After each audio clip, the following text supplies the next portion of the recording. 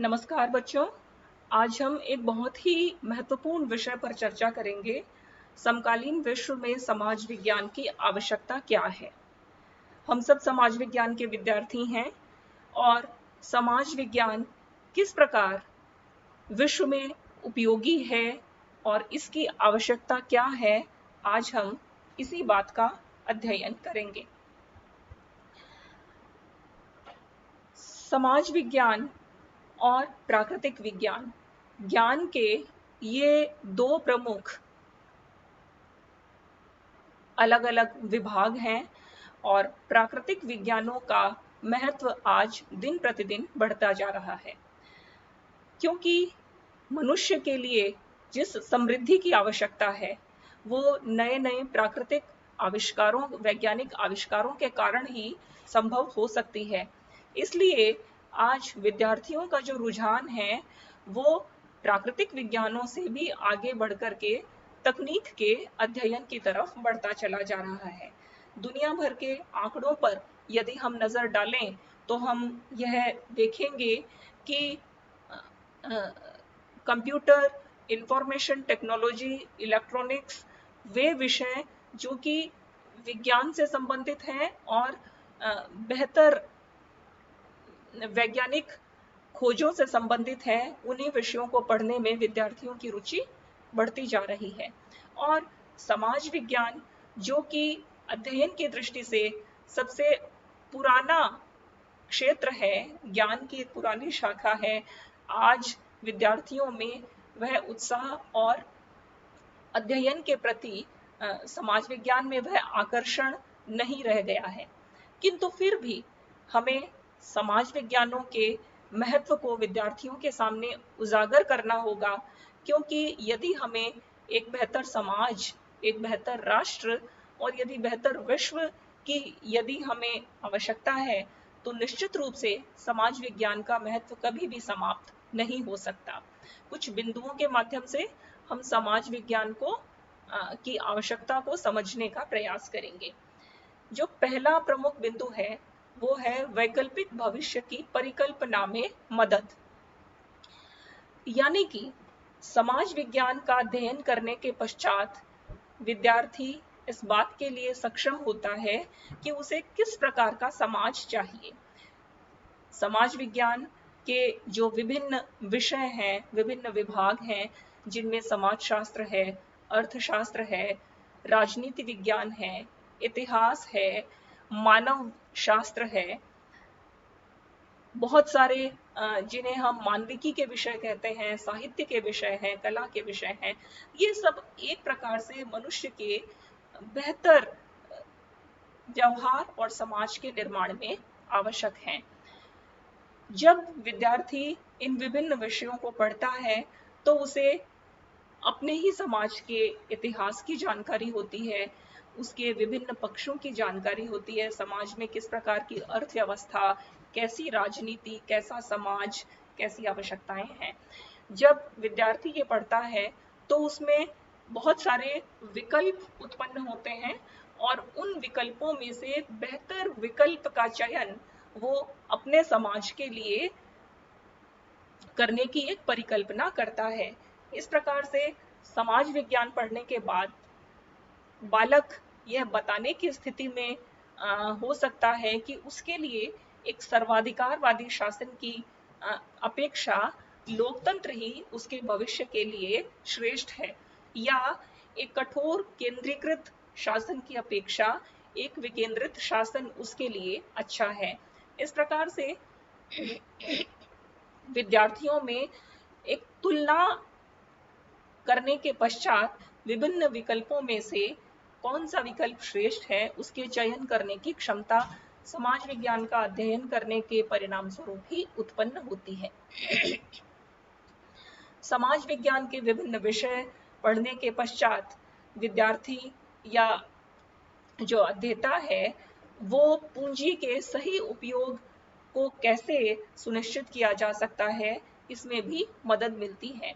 यानी कि यदि हम दो विद्यार्थियों की यदि तुलना करें तो जिसने समाज विज्ञान का अध्ययन किया है वह विद्यार्थी जो प्राकृतिक संसाधन है, जो पूंजी है जिसके द्वारा समाज की समृद्धि लाई जा रही है, उसके सही उपयोग की क्षमता उसी विद्यार्थी में अधिक होगी जिसने समाज विज्ञान के विभिन्न सिद्धांतों को भली प्रकार से पढ़ा और समझा है। इस प्रकार से पूंजी समाज के निर्माण के लिए है, एक श्रेष्ठ समाज के निर्माण के लिए है, न कि व्यक्तिगत समृद्धि मात्र के लिए है। इस प्रकार जो वैयक्तिक और सामाजिक संबंधों के सही संचालन के लिए पूंजी का उपयोग कैसे हो, यह सीखने में मदद मिलती है। तीसरे, सामान्य कल्याण में और स्वास्थ्य को प्राप्त करने में मदद समाज विज्ञान के माध्यम से ही मिलती है। विज्ञान हमें यह बता सकता है कि विभिन्न बीमारियों से कैसे दूर हुआ जाए। विज्ञान हमें मानव शरीर की और विभिन्न जो जीव हैं उनकी संरचना के बारे में बता सकता है, लेकिन विज्ञान हमें सामाजिक स्वास्थ्य के बारे में, एक सामान्य सामाजिक कल्याण के बारे में बताने में असमर्थ है। विज्ञान हमें तकनीक दे सकता है, लेकिन उस तकनीक का प्रयोग सामाजिक स्वास्थ्य के लिए, समाज के सामान्य मानसिक कल्याण के लिए कैसे किया जा सकता है, यह क्षमता समाज विज्ञान पढ़ने के पश्चात ही आ सकती है। एक और सबसे बड़ी जो महत्वपूर्ण विशेषता है समाज विज्ञान की, जो आवश्यकता है पढ़ने की, वो है समाज विज्ञान पढ़ के जीवन की रक्षा का भाव उत्पन्न होता है। जहाँ विज्ञान का अध्ययन करने वाले जो विद्यार्थी हैं वो विभिन्न जीवों को मात्र एक सब्जेक्ट की तरह देखते हैं, मात्र अपने प्रयोग का एक तंत्र मात्र समझते हैं। विज्ञान के विभिन्न प्रयोगों को करने में अनगिनत जीवों की निर्दयता पूर्वक उनके जीवन का अंत करना पड़ता है। उन्हें मात्र एक सब्जेक्ट प्रयोग के स्तर पर ही ले जाया जाता है, जबकि समाज विज्ञान पढ़कर के ही हमें यह पता चलता है कि न केवल मनुष्य का जीवन वरन संपूर्ण पर्यावरण, सामाजिक और प्राकृतिक पर्यावरण, ये मिलकर के ही अच्छे जीवन का निर्माण कर सकते हैं। सुरक्षित पड़ोस कैसे प्राप्त किया जाए?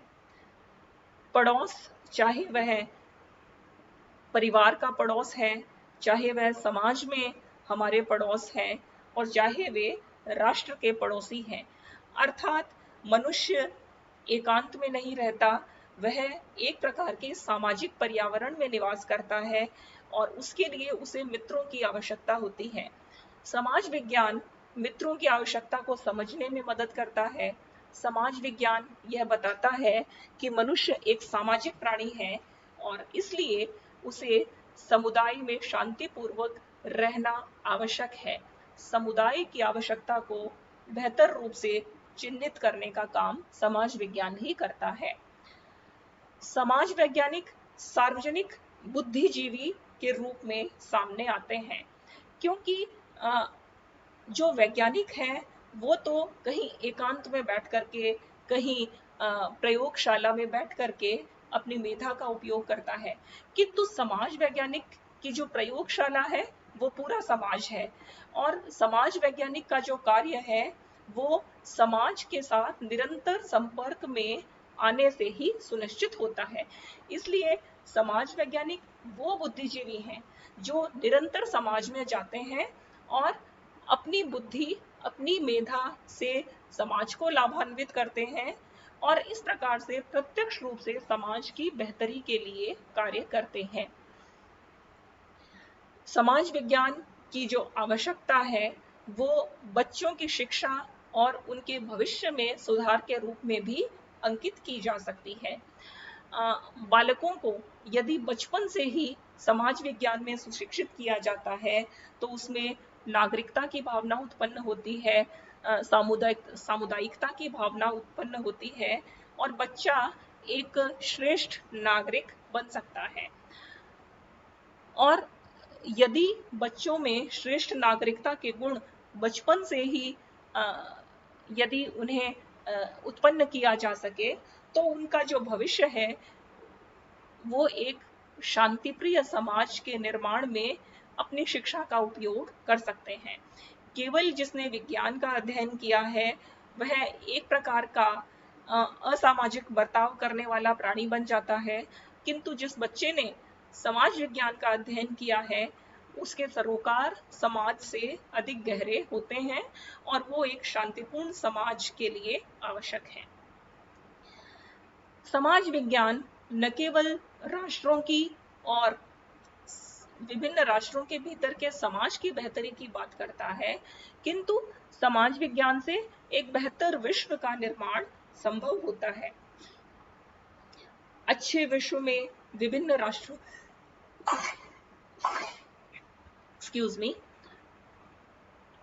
अच्छे विश्व में विभिन्न राष्ट्रों को किस प्रकार से शांतिपूर्ण सह अस्तित्व के आधार पर रहना चाहिए, युद्धों से बचने के क्या उपाय हो सकते हैं, शांति की भूमिका क्या हो सकती है, ये सभी विषय अंतर्राष्ट्रीय संबंधों के और राजनीति विज्ञान के विषय हैं। इस प्रकार विभिन्न राष्ट्रों की न केवल सरकारों के बीच में वरन विभिन्न राष्ट्रों के नागरिकों के बीच में किस प्रकार से एक बेहतर विश्व नागरिकता का निर्माण किया जा सकता है। यदि आज का विद्यार्थी समाज विज्ञान पढ़ता है तो कल वह एक विश्व नागरिक के रूप में सामने आ सकता है, और जिस विद्यार्थी ने समाज विज्ञान का अध्ययन नहीं किया है उसमें एक प्रकार का कट्टरवाद और एक प्रकार का जो जिसे हम पॉजिटिविज्म कहते हैं, प्राकृतिक विज्ञानों के प्रति एक शुष्क भाव उत्पन्न होगा समाज के उपेक्षा के साथ। जो एक महत्वपूर्ण आवश्यकता समाज विज्ञान के साथ जुड़ी है वो है उदार दृष्टिकोण का विकास। समाज विज्ञान क्योंकि तुलना पर आधारित है, समाज विज्ञान एक समाज की दूसरे समाज के साथ तुलना जब करते हैं तो विभिन्न समाजों की अच्छाइयां हमारे सामने उजागर होती हैं और विभिन्न समाजों की या विभिन्न दृष्टिकोणों की कमियां भी हमारे सामने उजागर होती हैं। इस तरह से जब हम तुलनात्मक अध्ययन करते हैं तो दृष्टिकोण में उदारता उत्पन्न होती है और एक उदार दृष्टिकोण वाले नागरिक का निर्माण होता है। और सबसे महत्वपूर्ण जो बात है, समाज विज्ञान के पक्ष में जो सर्वाधिक महत्वपूर्ण तर्क है समकालीन विश्व के संदर्भ में, वो है लोकतंत्र का जो सुरक्षित भविष्य यदि है तो वो समाज विज्ञान पढ़ने के उपरांत भी हो सकता है। जो श्रेष्ठ लोकतांत्रिक वातावरण है जिसमें खुली चर्चा, जिसमें विभिन्न प्रकार के जो सिद्धांत हैं, विभिन्न प्रकार के जो मत हैं, उन पर खुला विवाद उत्पन्न होता है, खुला विमर्श किया जाता है, उस विमर्श के वातावरण में जो तनाव प्रबंधन है वो आसानी से हो जाता है। लोकतंत्र मत वैभिन्नता को स्वीकार करते हुए एक शांतिपूर्ण सह अस्तित्व को सुरक्षित करने वाले शासन का नाम है। इसलिए जितना अधिक किसी देश में समाज विज्ञान के अध्ययन को महत्व मिलेगा, उतना ही उस देश के लोकतंत्र को सुरक्षित रखा जा सकता है। इस तरह से समाज विज्ञान की यदि जो आवश्यकता है वो समकालीन विश्व में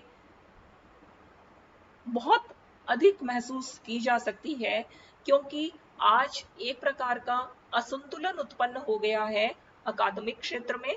समाज विज्ञान पुराने होने के उपरांत भी पिछड़ते जा रहे हैं, क्योंकि समाज विज्ञान पढ़ने के पश्चात नौकरी का संकट उत्पन्न होता है। जो एक पारंपरिक अध्ययन अध्यापन का जो तरीका है, तकनीक के आने के पश्चात उस तरीके में भी क्षरण हुआ है। और यदि भविष्य की समृद्धि की हम बात करें तो वह प्रत्यक्ष रूप से प्राकृतिक विज्ञान या तकनीकी का अध्ययन करके ही भौतिक समृद्धि को प्राप्त किया जा सकता है। इसलिए आज आवश्यकता इस बात की है कि समृद्धि के पैमानों को पुनः सुनिश्चित किया जाए। समृद्धि क्या केवल भौतिक समृद्धि ही आवश्यक है या एक शांतिपूर्ण समाज की भी आवश्यकता है? इन दोनों ही पक्षों को यदि संतुलित रखना है तो समाज विज्ञान के महत्व को पुनर्स्थापित करना पड़ेगा और समाज विज्ञानों में विभिन्न वैज्ञानिक अध्ययन पद्धतियों को भी प्रारंभ से ही जिसे हम अंडर ग्रेजुएट क्लासेस कहते हैं उसी समय से ही हमें प्रारंभ करना पड़ेगा और शोध की अधिकाधिक आवश्यकता महाविद्यालय में आने के बाद प्रारंभिक रूप में ही समाज विज्ञानों के अच्छे विकास के लिए आवश्यक है। तो इस प्रकार से हम ये कह सकते हैं कि यदि हमें शांतिप्रिय दुनिया चाहिए, यदि हमें लोकतांत्रिक दुनिया चाहिए और यदि हमें एक प्रेमपूर्ण समाज चाहिए तो उसका निर्माण समाज विज्ञान की पुनर्स्थापना से ही हो सकता है। धन्यवाद।